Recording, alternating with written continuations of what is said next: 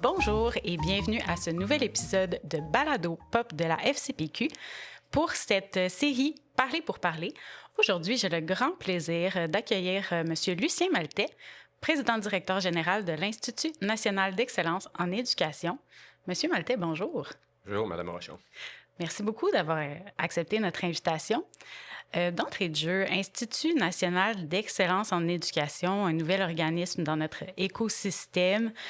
Pouvez-vous nous expliquer c'est quoi? Bon, on va essayer d'expliquer ça simplement. Ça pourrait ressembler à l'Institut national d'excellence en santé et services sociaux. Donc, c'est une société d'État qui est indépendante, évidemment, du ministère de l'Éducation. Et nous, ce qu'on veut faire et ce qu'on doit faire, c'est aller voir les intervenants scolaires, donc, et en concertation avec eux, définir des sujets prioritaires qui, pour eux, ils vont nous mentionner qu'ils ont eu besoin d'éclairage scientifique. Donc, pour avoir des éclairages scientifiques, il faut faire des synthèses de connaissances scientifiques. Donc, on va faire des synthèses ou on va en prendre des existantes pour lesquelles on pourrait apprécier la qualité. Et à partir de ces synthèses-là, évidemment, on va faire des recommandations, on va identifier des meilleures pratiques, on pourra donner des conseils à la ministre si elle nous le demande, on pourra faire des activités de transfert, de formation et d'accompagnement. Mais les sujets prioritaires, ils touchent quoi? Bien, ils touchent la réussite éducative et le bien-être des élèves. Donc, on parle de la réussite scolaire, bien se développer dans son milieu, puis être bien dans sa peau. Donc, c'est l'ensemble qui concerne les sujets prioritaires. Donc, c'est vraiment le bien-être et la réussite éducative des élèves. On touche les élèves du préscolaire, du primaire, le secondaire, la formation générale des adultes et les services éducatifs aux adultes. OK. Donc, j'entends... Oui, vous vouliez ajouter quelque chose? Deux petites missions qui s'ajoutent, oui? Là, peut-être. Je ne sais pas si vous avez déjà entendu parler du comité d'agrément des programmes, le CAPFA. Je ne suis pas très familière avec ça personnellement. Au Québec, lorsqu'on donne la formation initiale des maîtres, donc un programme universitaire qui mène un brevet d'enseignement, il y a un organisme qui va donner un avis à la ministre pour accréditer le programme, pour donner son accord. Donc, nous, c'est un mandat que nous aurons aussi. Donc, l'accréditation des programmes, ou donner un avis sur les programmes de formation en enseignement pour qu'il y ait une accréditation par la suite. Et aussi, on prend un pouvoir que le Conseil supérieur d'éducation avait. Aux 2 ans, on va faire un rapport sur l'état et les besoins d'éducation. Donc, l'état, on va peut-être être dans la performance, les statistiques, comment ça va. Et dans les besoins d'éducation, on aura peut-être des sujets contemporains. Donc, par exemple, on parle beaucoup de violence à l'école ces temps-ci. Donc, peut-être ce sera des sujets de ce type-là. OK. Donc, j'entends indépendance du ministère de l'Éducation. Ça, c'est des choses qu'on apprécie parce que vous pouvez aller de l'avant avec vos propres mandats aussi, mais aussi faire des mandats à la demande de la ministre, donc sur des choses peut-être plus actuelles aussi. Collaboration avec tous les autres organismes. On aime beaucoup ça. Puis d'ailleurs, la FCPQ avait contribué à plusieurs recherches du Conseil supérieur de l'éducation. Donc, on espère être en mesure de continuer à faire ça.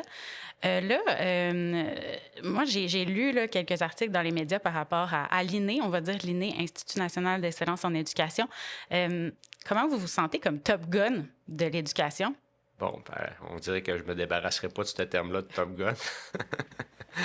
Ben, évidemment, je me sens pas comme un Top Gun de l'éducation. Là, on me compare à peut-être Mme Biron, là, qui est la PDG de Santé Québec, avec un organisme de plusieurs milliers d'employés. Nous, on sera 30 employés là, pour la première année. Donc, je pense pas qu'on est dans la même ampleur. Puis, c'est pas l'opinion de Lucien Maltais sur tous les sujets qu'on va faire à l'INE.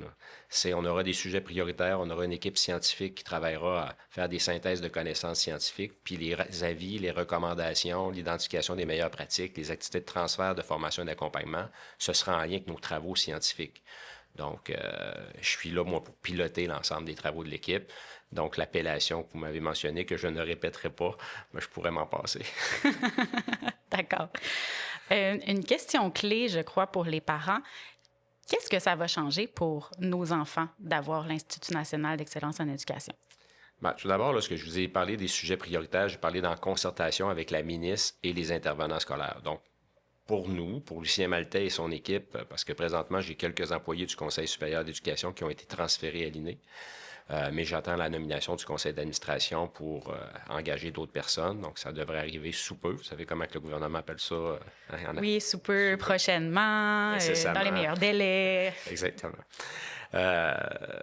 Donc, à la question des intervenants scolaires, nous, notre définition, c'est tous ceux-là qui gravitent et qui ont un impact sur la réussite des élèves. Donc, pour moi, c'est un incontournable d'aller consulter les parents. Puis en concertation, ça veut dire quoi? Ça veut dire qu'on va essayer de trouver un consensus. C'est sûr que ça va être difficile avec le nombre d'intervenants qui est au Québec. On va essayer de trouver des sujets qui rallient l'ensemble des intervenants scolaires dont les parents font partie pour la réussite éducative puis le bien-être des élèves. Maintenant, qu'est-ce que ça va changer ces parents? Moi, je pense que du moment qu'on touche à leur enfant, puis je dis enfants, mais des fois, on a des adultes aussi parce qu'on a la formation professionnelle puis des services éducatifs aux adultes. Du moment qu'on améliore leur réussite éducative et leur bien-être, ils ont un rôle à jouer et je pense qu'ils en seront gagnants. C'est d'avoir les meilleures pratiques. C'est ça puis de fournir aux intervenants scolaires des éclairages scientifiques qui vont les guider dans leur pratique. Ça n'existe pas, la formule parfaite. On le sait très, très bien. Mais des fois, les intervenants scolaires, ils n'ont pas toujours le temps de faire l'inventaire de tout ce qui se dit dans les recherches. Puis nous, on va essayer de les alimenter pour qu'ils puissent faire des choix éclairés dans leur pratique puis dans les mesures qu'ils mettent en place. OK. Donc, de dégager les meilleures pratiques basées sur la recherche scientifique, sur des sujets comme la réussite, qui touchent à la réussite et au bien-être des élèves. Nous, c'est quelque chose qu'on dit tout le temps aussi. On travaille pour la réussite puis le bien-être des élèves, donc on est vraiment alignés. Puis, ces meilleures pratiques-là, est-ce que vous avez une idée de comment elles vont être partagées? Est-ce que tout le monde va pouvoir y accéder? Comment ça va fonctionner? C'est sûr qu'on a un intérêt de démocratiser le tout pour que ça soit accessible et facile d'accès, mais ça peut pas être simple. L'éducation, c'est pas simple. L'humain n'est pas simple. Mais je pense qu'il faut qu'en quelques clics, on soit capable, sur un sujet précis, de trouver des recommandations. C'est ce qu'on nous demande. Il faut que ça soit... Puis, est-ce que ça va être accessible? J'espère que ça sera accessible à tous. On ne commencera pas à mettre des sécurités là-dessus. Il y a trop d'intervenants scolaires. C'est pour ça que nous, à l'Institut, dans nos synthèses de connaissances scientifiques, puis dans les synthèses que nous utiliserons, on devra être capable de les apprécier, les existantes, puis celles qu'on va devoir créer. Ça va nous prendre des méthodes qui vont être rigoureuses et transparentes parce qu'il va y avoir un logo inné, puis après ça va être publié à grande échelle. Donc, il y a vraiment une importance de bien installer puis d'être rigoureux là-dessus parce que notre travail, je pense qu'il risque d'avoir beaucoup d'impact pour pas juste les 5 prochaines années, pour les 5, 10, 15, 20 et plus. Je pense que l'Institut national d'excellence en éducation arrive à point parce qu'il y a tellement d'informations qu'un organisme pour venir faire des éclairages scientifiques sur des sujets pour aider à démêler toute cette information-là qui est disponible dans la recherche, je pense que c'est très à propos. OK. Donc, ce que j'entends, c'est que vous comptez un peu faire le recensement de tout ce qui existe aussi en collaboration avec les acteurs du milieu pour pas non plus créer des nouvelles choses alors qu'il en existe. On veut pas réinventer la roue, là. Je sais pas si on va tout réussir parce qu'à 30, on est en train présentement de faire l'inventaire de tous les organismes et tous les intervenants scolaires qui gravitent autour de la réussite éducative et le bien-être des élèves. Et nous sommes nombreux au Québec à participer à l'éducation. Donc, on aura le mandat d'essayer le plus possible d'éviter de travailler en double puis d'utiliser les travaux existants de qualité pour les mettre en valeur pour les intervenants scolaires. Bien, je vous dirais que c'est certain que les parents vont vouloir contribuer aussi. Là, vous avez mentionné un peu consulter les parents. Est-ce que vous avez une idée de à quoi ça pourrait ressembler, là? Bien, justement, là, présentement, on voit que pour le conseil d'administration, il y a des petits retards. Fait qu'on a pris l'initiative, puis on fera amende honorable au conseil d'administration lorsque les membres seront nommés. On a décidé de commencer les consultations pour les sujets prioritaires.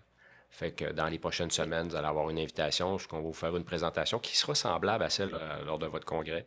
Donc, une présentation semblable dans laquelle on va inviter les gens sur 3 types de mécanismes. Le premier, c'est quelques ateliers dans les comités d'engagement pour la réussite des élèves dans des centres de services scolaires, commissions scolaires, puis aussi écoles privées et autochtones vont faire de quoi de semblable. Mais après ça, pour des organismes comme vous allez avoir un questionnaire où on va vous poser des questions. C'est quoi vos attentes envers l'Institut? OK. Quoi votre définition de l'excellence des services éducatifs? Qu'est-ce que vous aimeriez dire de positif sur l'Institut dans 5 ans? Et nous nommer des sujets prioritaires. Donc, nous nommer en lien qu'un sujet prioritaire, c'est quoi vos défis en jeu? Ça serait quoi un sujet prioritaire pour vous? Puis ça serait quoi les besoins d'éclairage scientifique? Donc, on va collecter des données.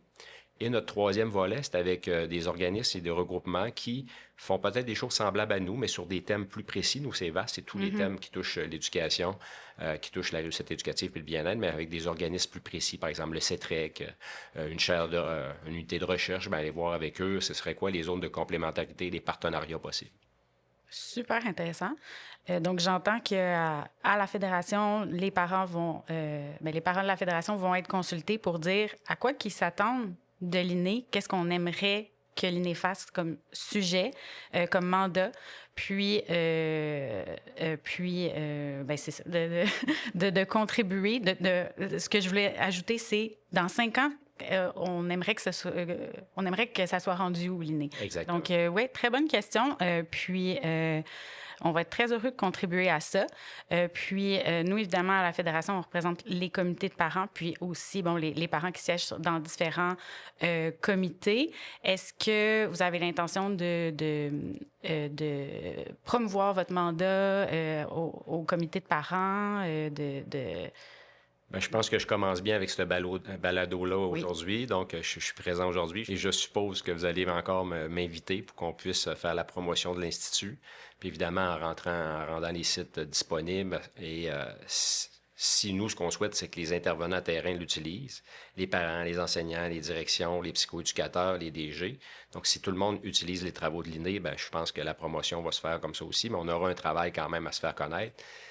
Puis se faire connaître, c'est un élément, mais on devra aussi livrer des produits de qualité. Mm-hmm. Donc, c'est une crédibilité installée et ça, c'est notre gros dossier, d'être capable de donner des éclairages scientifiques qui ont du sens pour les intervenants scolaires. Oui, pour faire la promotion de l'INE, mais aussi et surtout pour que l'INE puisse entendre la voix des parents. Donc, communication bidirectionnelle ici. On va vous réinviter. J'ai bien compris le message, Mme Rochon. N'est-ce pas? Je suis contente de l'entendre. Mais merci beaucoup d'avoir accepté notre invitation pour ce balado de la série Parler pour parler. Puis, on n'a pas fini de se parler. Excellent. Merci, M. Maltais. Merci à vous.